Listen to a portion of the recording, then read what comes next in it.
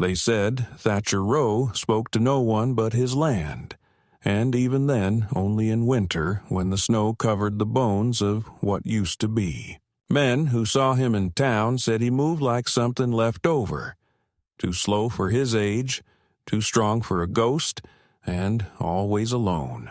He owned a property no one wanted, out past the canyon, where the wind turned sharp and unforgiving and the trees grew crooked like they had something to hide. Once that land had been part of the church's reach, before the steeple burned and the road washed out.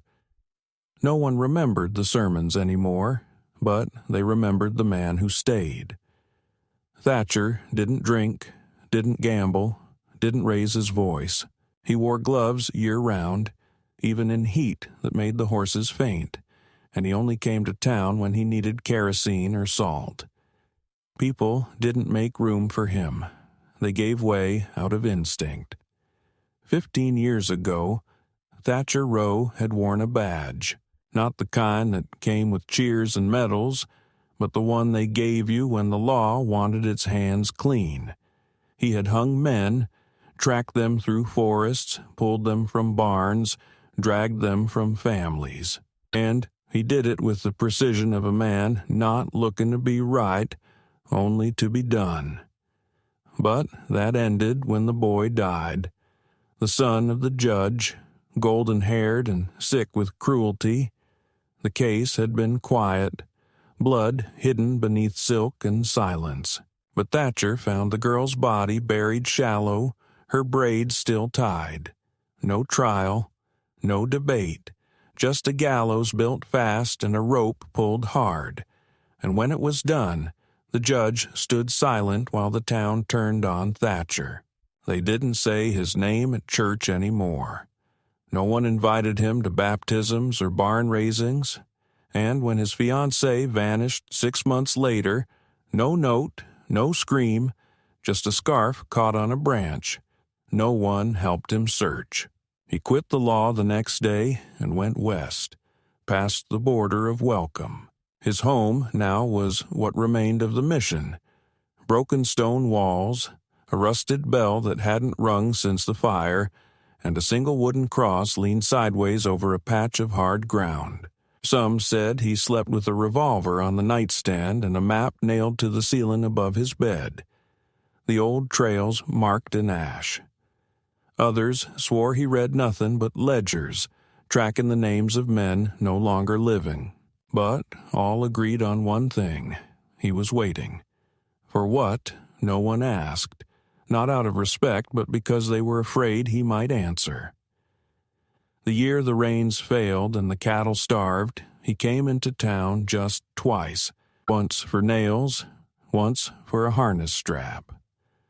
On the third time, folks started whispering, not because of what he bought, but because he wore a coat too clean, boots too polished, like he was dressing for something other than mud and chores. He had started shaving again, not close but often. Some thought maybe he was sick. Others thought maybe he was tired of ghosts. Either way, no one dared ask. Thatcher had the habit of looking straight through people, not past them, not around, but through, like he was measuring their weight in sins. He didn't smirk. He didn't smile. And when he looked at you, it felt like someone was pressing a hand over your heart just to see how long it would beat. The young ones didn't know what to make of him. They whispered that he had no soul left, that he buried it with the girl he couldn't save. But the old ones, the ones who had seen his kind in wartime and deathbeds, they said it different. He's the kind that walks with what he's done, one said, chewing on tobacco behind the feed store. Don't mean he's proud. Just means he ain't lied about it to himself. The town itself was a mess of contradictions. Too small for secrets, too proud for truth. It sat on a ridge between river and ruin, with one bank, one church, and too many stories pretending to be fact. Folks here didn't forget. They just stopped looking each other in the eye. The sheriff was new, young, and afraid to speak above a whisper. The mayor was the judge's cousin.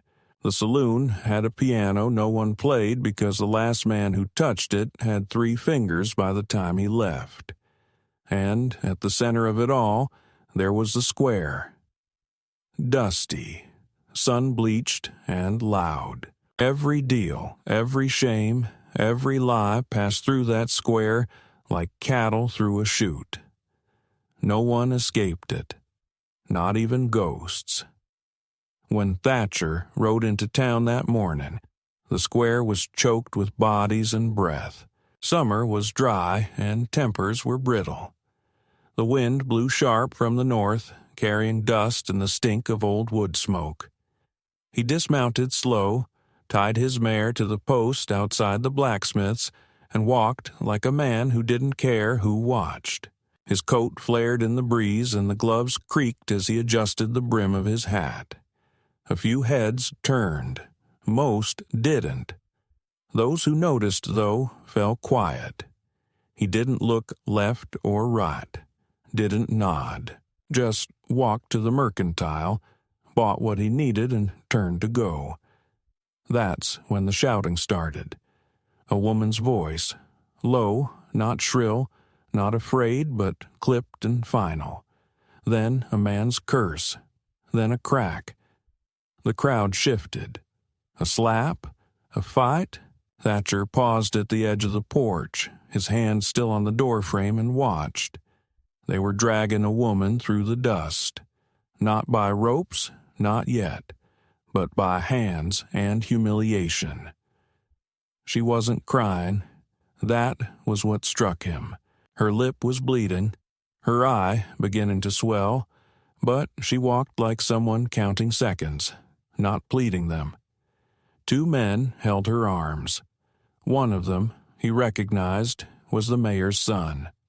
The boy who'd spat on a preacher once and been praised for it. The other was the deputy. Useless. The sheriff stood nearby, chewing his lip, arms folded like a coward praying for it to end quickly. Thatcher stepped off the porch. They didn't see him at first. All eyes were on her. She had hit the mayor's son with the butt of a rifle. That much was clear. The rifle lay splintered nearby, its barrel bent. A girl, no more than 16, stood in the shadows of the general store, her apron torn, her face white. No one looked at her, only at the woman in the dirt. The mayor's son was bleeding, from the nose, from the mouth. Not bad, but bad enough for revenge. They wanted spectacle. They would get it. But then Thatcher walked into the center of the square, slow as shadow, and said only 4 words. That's enough of that. The silence that followed wasn't respect. It was confusion. They didn't know if he was joking, threatening, drunk. But when he stepped forward, the deputy flinched. The mayor's son, already drunk on his own bravado, scoffed and said, "You want her? Take her. We'll let the dogs finish what she started." And that was when Thatcher took off his gloves, 1 finger at a time, tucked them into his belt. Then, without a word, he unfastened his coat and placed it around the woman's shoulders like it weighed more than gold. She didn't look at him. He didn't look at her. Then, slowly, he turned to the men and smiled. It was not a kind smile. It was not a threat. It was the kind of smile you give someone at their funeral when you've seen how it ends. That was the beginning, not of their story, but of the town's reckoning. Because from that moment on, no one could say they hadn't seen it, and silence, once broken, doesn't go back to being harmless. Willa Vaughn hadn't planned on staying in Hollowstone longer than it took to pay for a train ticket west, but like most places in her life, the land pulled harder than the rails. She'd arrived with little more than a canvas bag, a faded license from the war front declaring her a field nurse, and 2 half-wrapped letters, one from a brother she no longer trusted, the other from a judge who never answered. She worked for coin when it came, food when it didn't, and silence in the meantime. Folks knew her as the woman behind the butcher's shed, who could sew a wound or set a dislocated shoulder better than the town's own physician, who kept her sleeves rolled high and her eyes low. No one asked about the scars along her collarbone, the inked numbers on her wrist, or why she never flinched when a man raised his voice. She was useful, which was better than being seen. That morning had started like any other. Sawdust in the air, sweat on the walls, and the butcher arguing with the supplier about spoiled hog fat. Willa was stacking salt blocks near the back door when she heard a rustle that didn't belong. It wasn't footsteps, not quite. It was the sound of breath held too long. Turning the corner, she saw the mayor's son, Doyle Brenner, with his hand locked around the neck of a girl whose name she didn't know, but whose face she'd seen cleaning ash from the chapel pews. The girl was frozen, not struggling, one of those still silences Willa knew too well. Doyle leaned in close, saying something low and private, words meant to disappear beneath the skin, not be heard aloud. Willa didn't ask. She didn't shout. She didn't warn him. She picked up the iron stock rifle the butcher kept near the rear wall and cracked him across the jaw with a sound like firewood snapping. Doyle fell back, clutching his mouth, blood already darkening his teeth. The girl ran, and Willa, rifle still in hand, did not. She knew what came next. Men shouted. The sheriff came limping in, too slow and too careful, asking who started it. The deputy was already pulling her arms behind her back. The mayor appeared 5 minutes later, face tight, eyes glowing with inherited righteousness. Doyle wailed on the ground like a pig too big to butcher clean. Willa didn't speak. Not when they dragged her across the square. Not when someone kicked her calf hard enough to drop her to her knees. Not when the preacher's wife muttered "filthy" under her breath and turned away. They pulled her to the center of the square and shoved her into the dirt, hands behind her, knees scraped raw. Someone grabbed the rifle and waved it like evidence. No one asked why it had blood only on the side facing Doyle. The heat baked her skin. Sweat mingled with dust on her forehead, her palms, her throat. She looked up once, not toward the sky or the crowd, but toward the girl. She was watching from the edge of the alley, hands over her mouth. Willa blinked slowly once. It was enough. The girl ran, not away, but toward the chapel. "Assault," the sheriff muttered. "Disturbance, potential incitement." He was saying words like they were pebbles, not bullets, trying to drown her in law instead of fire. The mayor's son had started moaning louder, claiming she'd tried to kill him. Someone in the crowd said she was a rebel spy from the war. Another said she'd poisoned a family in Dry Rock. Rumors fed rumors. The men grew louder. The women turned away. Then, through the corner of her eye, Willa saw a shadow step forward. Not fast, not loud, just present. She didn't have to turn her head to know it was him. The man from the church ruins. The one who walked like he'd killed without apology, but never forgot the names. She had seen him once before, weeks ago, standing at the edge of the dry riverbed, whispering something into the earth like it could still forgive. He didn't raise his voice. He didn't touch her. He just stepped between her and the crowd like he'd been born there, in that moment, built from smoke and consequence. The silence that followed wasn't relief. It was disorientation. The men shifted.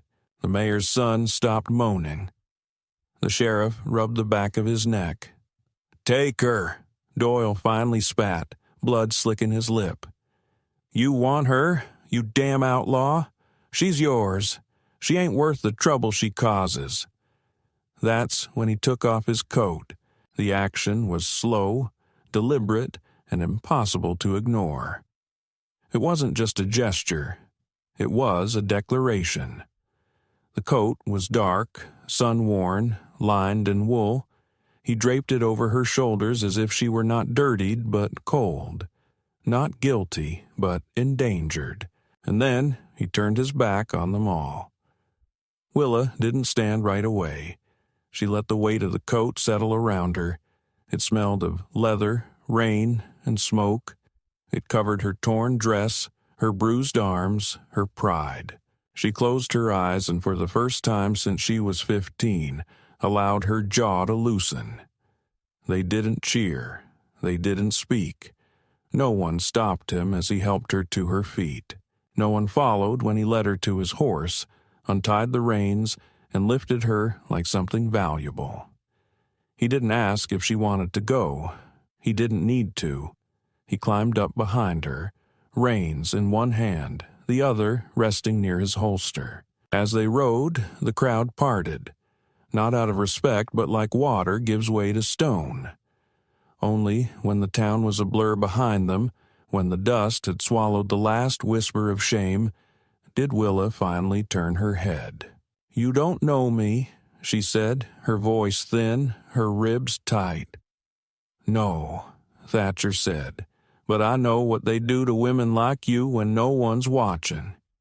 She didn't answer, and neither did he, because some stories don't start with kindness. Some start with witness. The ride from Hollowstone to Thatcher Row's ranch was silent in the way a thunderstorm is silent before it drops from the sky.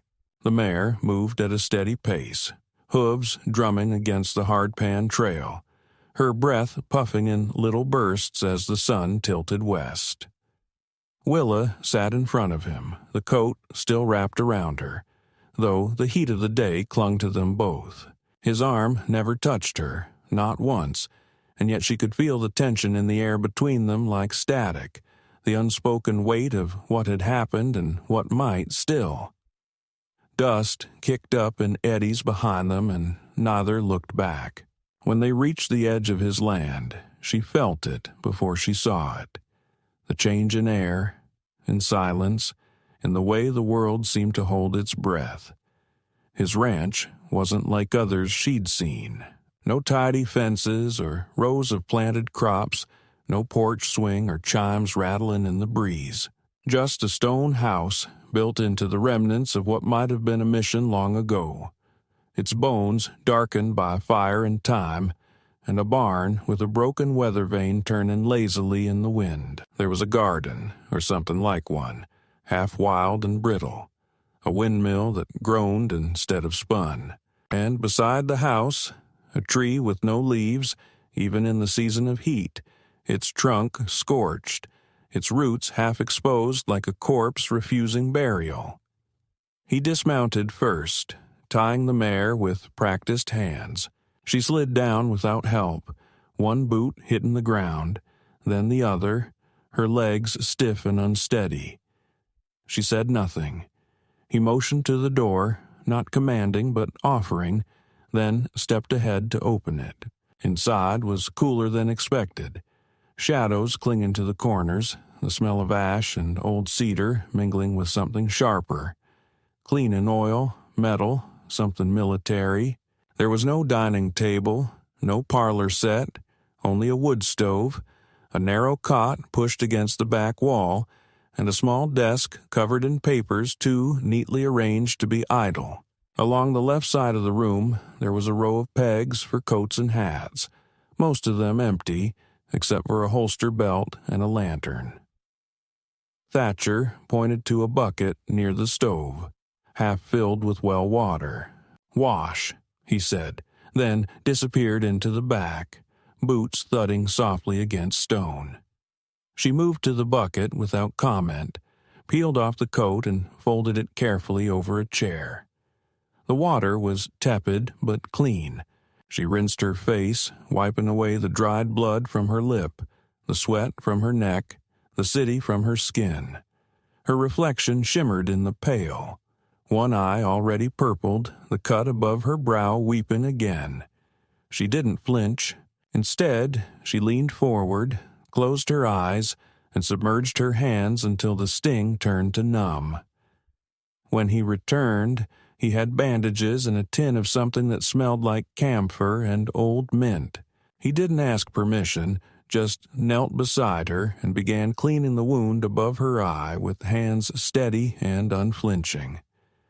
She watched him, unmoving. He didn't look at her face, only at the damage. His fingers were calloused, but his movements were precise, almost careful. She had seen medics treat wounds with less grace. "You do this often?" she finally asked, voice low. "Enough to stop counting," he said, not lifting his eyes. "Yours or someone else's?" "Both."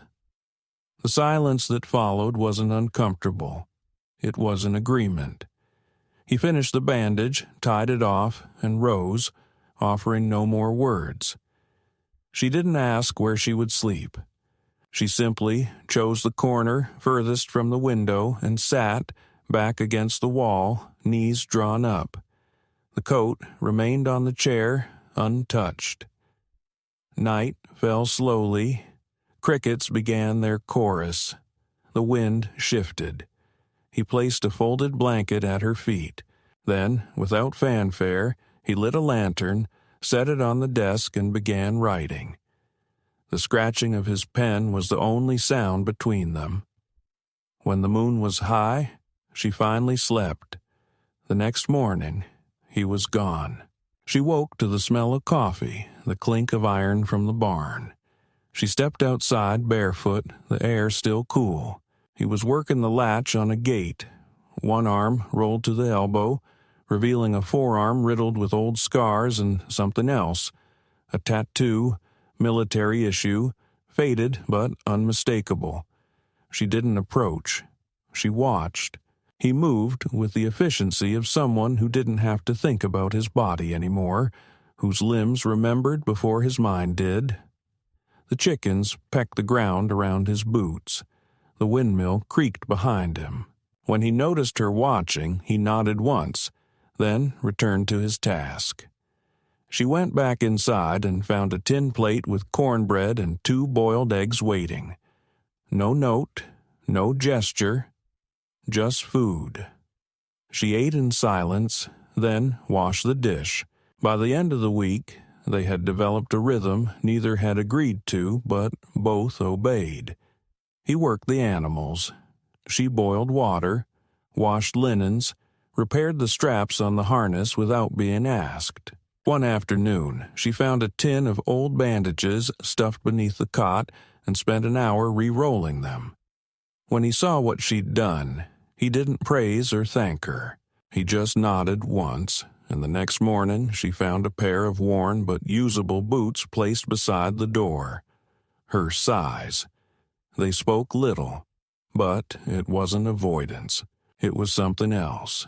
Respect, perhaps, or fear of breaking what had not yet been named.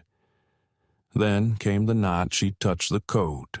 It had stayed folded on the chair for days, untouched, carrying the scent of his sweat, her blood, the dust of the square. She passed it every evening, glancing at it without meaning to. That night, a cold wind rose from the canyon. The fire burned low.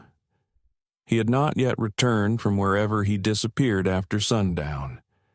She sat in the quiet, arms wrapped around her knees, and finally stood. She moved to the chair, hands hesitant. Then, in one slow movement, she unfolded the coat and drew it around her shoulders. It was heavy, too large, but it settled on her like something familiar. She sank back to the floor, wrapped in it, and closed her eyes. That was how he found her. Sleeping against the wall, his coat wrapped tight, her face soft for the first time since he'd seen it bloodied. He didn't speak. He didn't wake her. He watched for a moment, his expression unreadable, then turned away and went to the barn. The next morning, she woke to the coat folded again, this time on the edge of the cot. There was bread beside it, and an apple. She didn't smile, but she picked up the apple and bit, not out of hunger, but out of choice. The first sign of trouble wasn't the sky, but the birds. They vanished. One moment the yard buzzed with their chatter, the next, nothing. Willa noticed it while feeding the chickens. The silence pressed against her ears like a palm over her face. She stood still, sack in hand, watching the edge of the woods where even the leaves looked hesitant. The air was warm. Too warm, with that odd stillness that reminded her of the night before shelling at the Red River Field Hospital, when even the rats hid, and breath hung like lead in the lungs. She turned toward the barn and found Thatcher already outside, staring west. He didn't move, didn't speak, just watched the line of clouds thickening like a bruise spreading over the horizon. He saw her watching him and nodded once. Confirmation, not reassurance. She dropped the feed, ran to the corral. The wind hit a moment later, low and strong, not in gusts but in one long pull, like the land itself had started exhaling. Horses kicked in their pens, the gate shuddered, and the lantern by the door snapped on its hook. Thunder rolled, not sharp but heavy, the kind that drags something behind it. They worked fast, no time to speak. He threw saddles aside, unlatched stalls, grabbed halters while she ran from tack room to trough, pulling feed lines, grabbing rope. The air changed mid-breath, charged, unnatural. Her ears rang. Then came the light. Not just lightning, something worse. The kind that doesn't fork but spreads like veins across the sky, flickering twice before collapsing in silence. And then, a sound she hadn't heard in 10 years. The scream of fire meeting dry wood at speed. She turned. One of the old trees beyond the eastern field had burst into flame, roots to crown, and the line of fire was coming fast, carried on wind that now sounded like hooves and wolves and breaking bones all at once. Her body moved before her thoughts. She ran for the stable. Thatcher shouted. One word, lost in the chaos. She couldn't hear it. Didn't need to. He was already there, kicking open the last gate, trying to calm a panicked mare that reared so high its hooves scraped the beam overhead. Willa ducked, untied the line, and smacked the mare's flank hard. It bolted out of the barn, straight for the low field, just as a second crack split the ceiling. A beam dropped behind them. She turned, grabbed Thatcher's arm, and they ran. They made it outside just as the fire touched the far end of the barn. It wasn't a wave. It was a crawl, fast and intelligent, devouring dry timber like it had a map. Smoke poured in sheets. Embers flew. The sky was no longer visible, only orange, gray, black. They moved the remaining animals toward the stone walls of the house. Thatcher pushed open the cellar doors and herded them in, one by one, shouting over their cries. She kept the smaller ones close, guiding them with steady palms and whispered nothings, eyes stinging, lungs raw. Her mind didn't race. It simply calculated what would die and what could be pulled back from the edge. Only when the last goat had been shoved inside and the doors slammed did Thatcher slump against the wall, coughing, streaked with ash. Willa, hair matted to her face, reached for him and felt something she hadn't expected. He was shaking, not from fear, but from restraint. He wanted to run back into that barn. His tools were there, papers, That old box he kept under the cot. Memories sealed in things that didn't breathe. "Don't," she said, louder than she'd spoken in days. He didn't look at her. "Let it burn," she added, and this time he turned. There was something in his face. Rage, yes, but deeper. A grief that was old and reheated.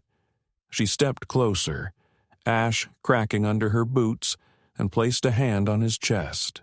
His heart pounded not fast but heavy, the rhythm of someone used to loss. He closed his eyes for a moment. When they opened again, the fire had reached the porch, licking the frame like a warning. He stood straight and walked inside. She followed. Together they pulled what little could be carried: a water barrel, 2 satchels of food, 1 revolver, a notebook.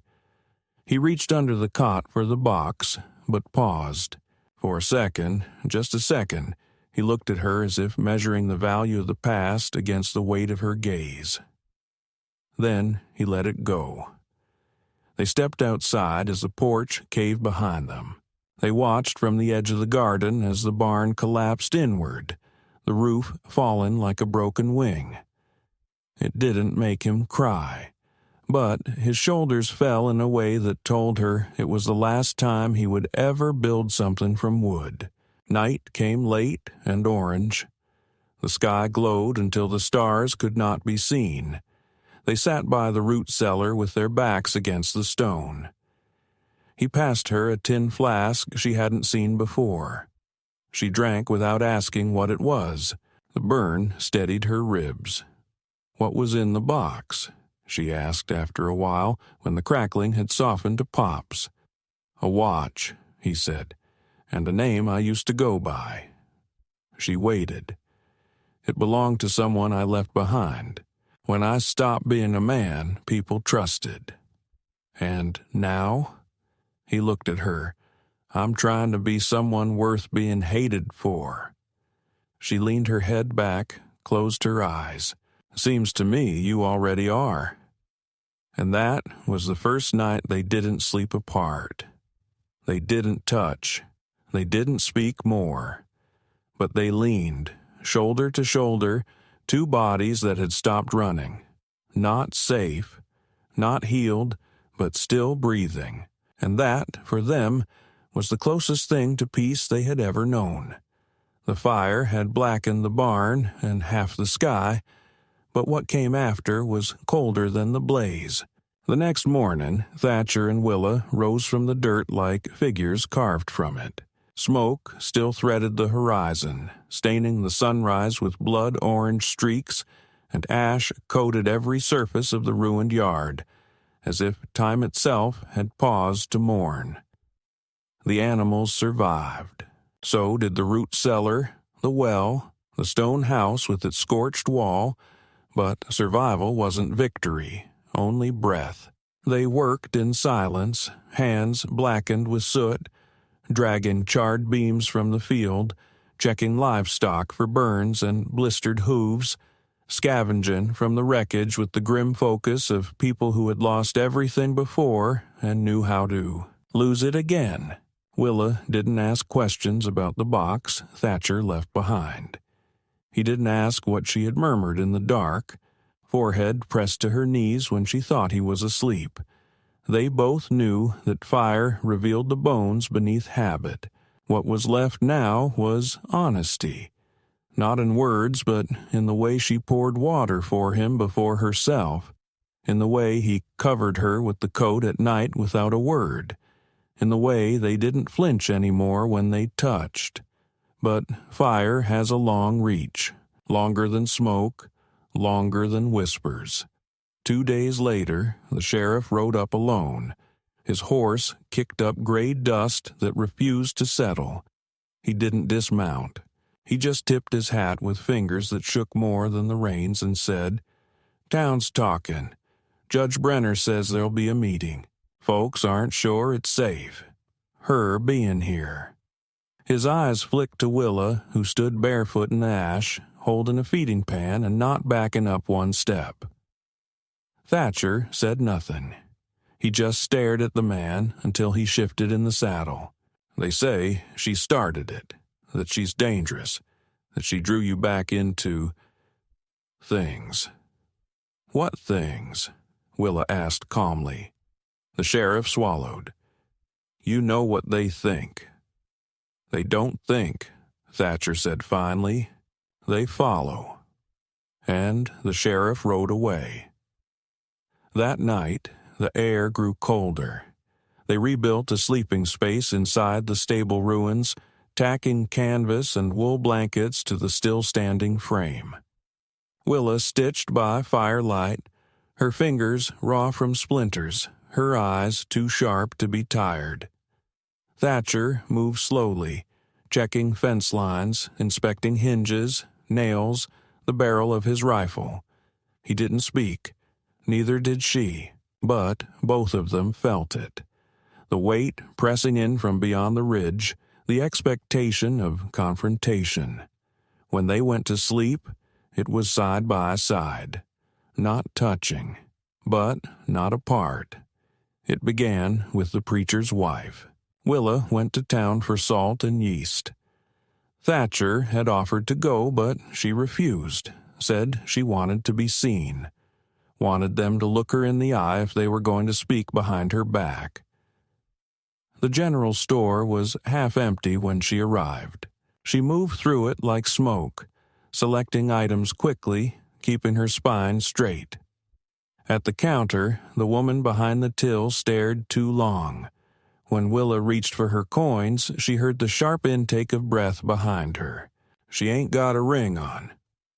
It was the preacher's wife, folding breadcloths at the table near the window, voice like rusted iron. She ain't even shamed, walking around like she belongs here. The room went still. She broke that boy's face, ruined a family's name, came from nowhere, stayed where she wasn't asked, and now she plays house with a man who don't even pray. Willa turned. Her hands didn't tremble, but her jaw set in a line that made 3 women take a step back. She didn't answer. She just placed the coins on the counter, gathered her things, and walked out. By the time she returned to the ranch, the storm had started.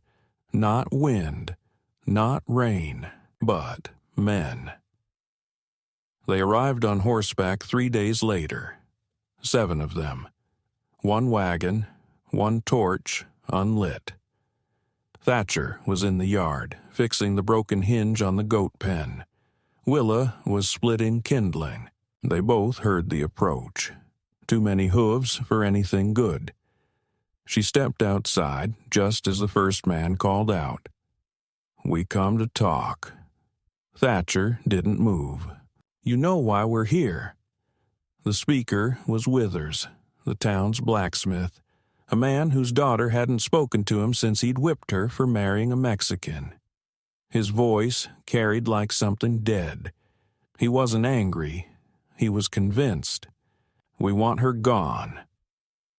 Thatcher stood slowly, not quickly, not like a man preparing to shoot, but like a man who had stood up to death before and didn't see the point in rushing now. She's cursed, Withers went on.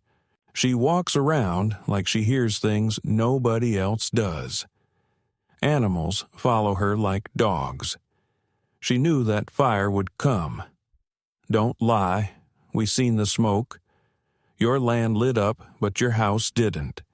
And then that preacher's wife's baby come out wrong, dead before breath, and the only new soul in town was her. Willa stepped forward. Thatcher raised a hand. Low, not hard. She stopped. You can't prove nothing, that's true, Withers said, shifting in the saddle. But sometimes proof ain't what we need. Sometimes it's safety. You come with a torch, Thatcher said at last, but you didn't light it. Why? The men looked at each other. You're afraid, he answered himself, not of her, of what she reminds you of. that you ain't in control, that the world don't belong to your hands. She don't belong here, one man muttered. She's wrong. She's the only one who knew a storm was coming when you all were drinking and laughing. She's the only one who stayed when the sky burned and the ground split. She doesn't belong to you. She doesn't owe you your comfort. She's not one of us, another man snapped. Thatcher stepped forward. She's the only soul I've ever met who hears what people don't say, who reads grief without needing a story, who stitched me up with her own shirt after the fire took half my skin. And not once has she asked for thanks. You want her gone? He pointed to the horizon. Then start walking, because she stays. The torchbearer didn't move. Then Withers said, quieter now, if she's so good, why won't she speak up for herself? And Willa did. She stepped to Thatcher's side, placed a hand on his shoulder and said one word, clear, sharp, final. Enough. The men blinked. Some swallowed. A few turned away. One spat in the dust. Then they rode off, slowly, one by one. They hadn't come to burn the ranch. Not yet.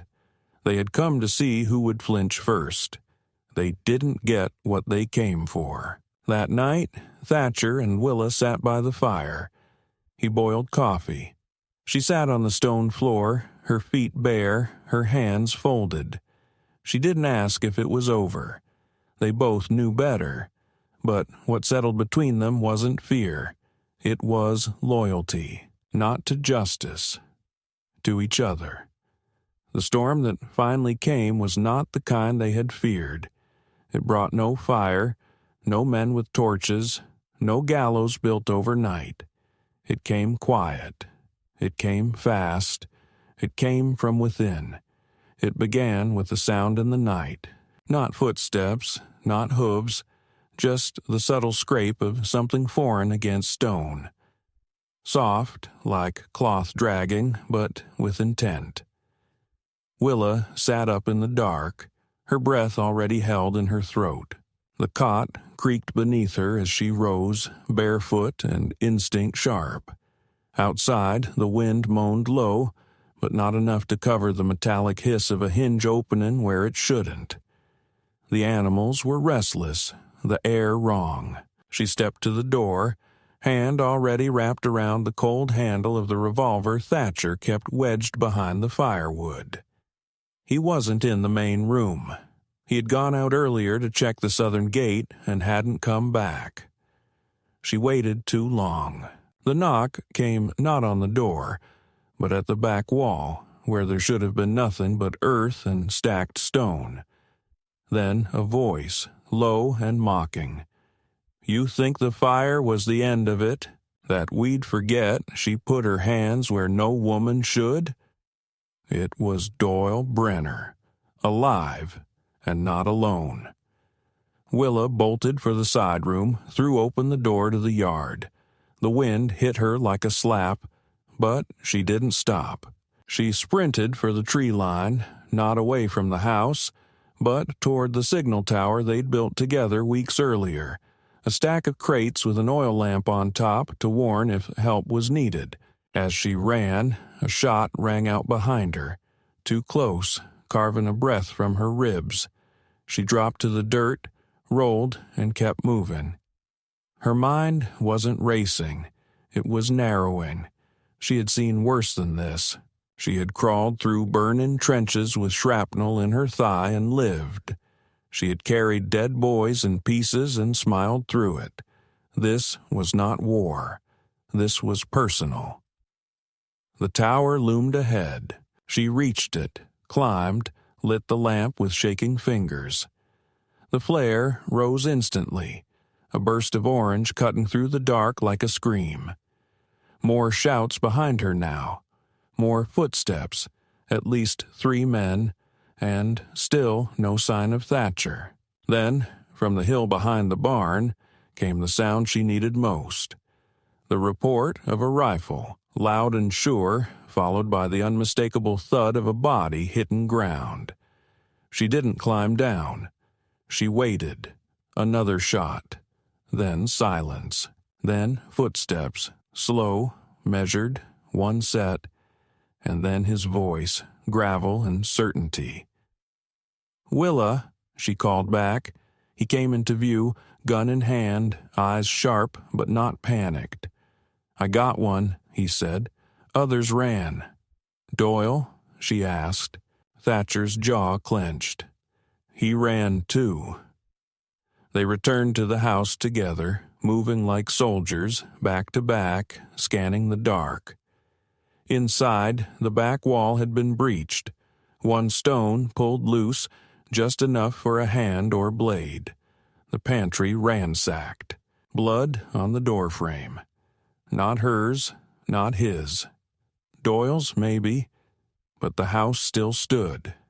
That should have been enough. But it wasn't. They didn't sleep. The next day, Thatcher saddled the mare. "I'm going into town," he said. Willa knew what that meant. Not a visit. Not supplies. Judgment. He returned late. No wounds, no blood. But something in him was quieter than before. He didn't say what happened. He didn't have to. She saw it in the way he sat, as if his bones weighed more than they should. That night he spoke softly, looking at the fire.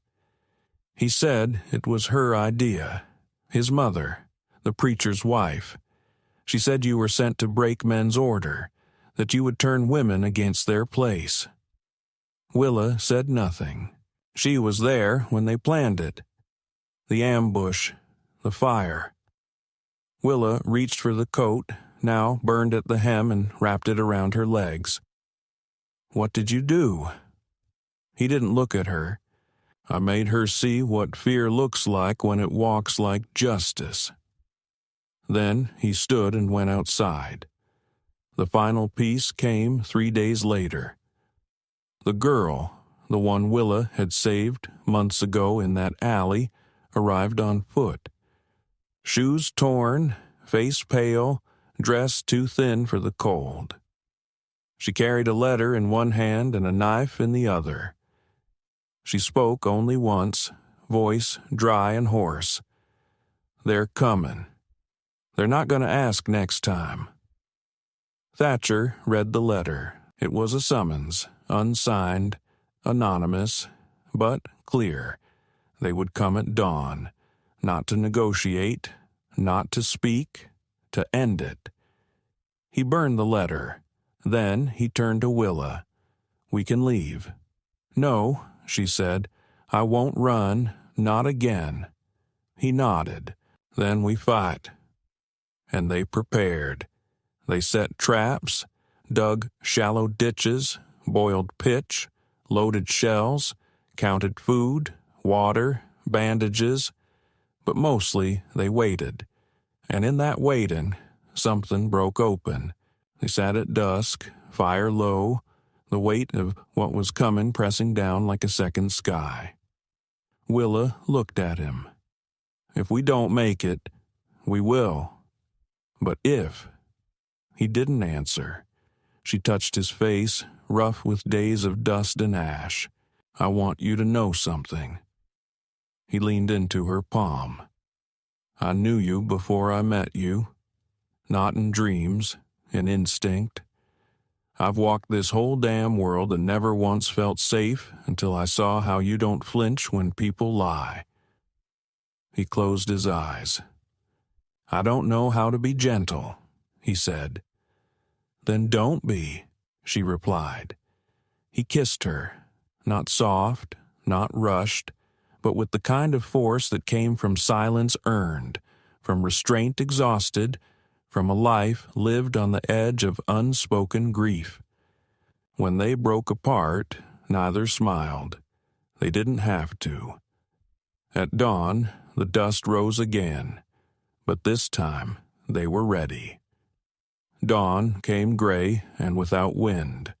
The horizon stretched out flat and pale, the sun a dull coin behind a veil of morning haze. No birds sang, no hooves thundered, no men appeared with guns slung high or torches hidden beneath blankets. The world was so still, it felt as though even the earth itself had paused to see what choice would be made. Thatcher and Willa stood together at the edge of the property line, their backs straight, weapons ready but unraised, their eyes sweeping the hills and road. Hours passed. Shadows stretched. The waiting soured into a silence heavier than dread. No one came. The girl had vanished too, as if she'd been a messenger borrowed from something neither side fully understood. By noon, Thatcher lowered his rifle and said simply, "It's done." Willa didn't ask what he meant by it, whether it was the threat, the fear, or the story they'd both been bound inside. He didn't explain, and she didn't need him to. Some victories don't arrive with cheers or closure. Some arrive when nothing happens, when the silence remains unbroken, when no blood is drawn, and when those who wish to harm you are too afraid or too ashamed to finish what they started. That afternoon, they buried the last of the burnt timber behind the ruins of the barn. Thatcher cut a new beam from a cedar tree he'd been saving and placed it at the edge of the garden. It bore no inscription, just a deep carved mark, a line through a circle, something old, something known only to them. Willa laid stones around it, each one washed and placed with care, her fingers working the soil like a woman planting memory. In the following weeks, the land turned. Rain came, thick and unexpected, softening the dirt and pulling up green from places once thought dead. The grapevines Willa had planted in silence weeks before the fire broke through the earth with pale defiance, curling around the charred fence posts, greedy for sun. The hens began laying again. The goats stopped crying at night, and inside the house, where soot still stained the stone near the hearth, they built a shelf. Just one. On it, she placed a folded piece of cloth from the coat, now too tattered to wear, and beside it the empty box Thatcher had once left behind. He didn't explain how he'd found it again. He didn't need to. Willa never returned to town. Not once, not even to trade. The townspeople, it seemed, understood that distance was part of the pact. Some of them left offerings, small things at the edge of the road, flour, herbs, a carving knife with no handle. No one signed their names, no one expected thanks. Perhaps it was guilt. Perhaps it was survival. Or maybe, deep down, they had simply decided they did not want to know what would happen if they tried to write the ending themselves. The preacher's wife left town soon after. No explanation. Just a wagon rolled out before sunrise with only 2 trunks and a mirror that cracked in transit. Doyle, it was whispered, drank himself into a stupor and wandered into the arroyo, never to be seen again. The judge stopped presiding. The sheriff resigned. The town survived. But it no longer watched the road to the canyon with the same quiet confidence. They had learned what it meant to be looked at by someone who had nothing left to fear. Thatcher and Willa grew into silence together, not the hollow kind, not the absence of sound, but the quiet shared by people who understood the language of small things. A hand resting on a shoulder during a long evening. The steady rhythm of footsteps matched over uneven earth. The way he poured coffee before speaking. The way she stood beside him with her back to the wind, watching nothing and everything all at once. One morning, Willa found him sitting at the top of the ridge above the vineyard. He had his journal in one hand, a pencil in the other, but nothing written. He was staring out toward the edge of the horizon where the hills met the lot. She sat beside him. For a long while, they didn't speak. Then he said, "You think the land ever forgets what's been buried in it?" She looked at him, then at the field below, at the vines beginning to curl with life, at the goats grazing, the stones settled, the air clean. "No," she said, "but I think it forgives, eventually." Thatcher nodded once. He took her hand in his. Neither of them let go, and the wind, when it finally came, moved softly through the grass, not like warning, not like mourning, but like breath, not an ending, but a beginning earned.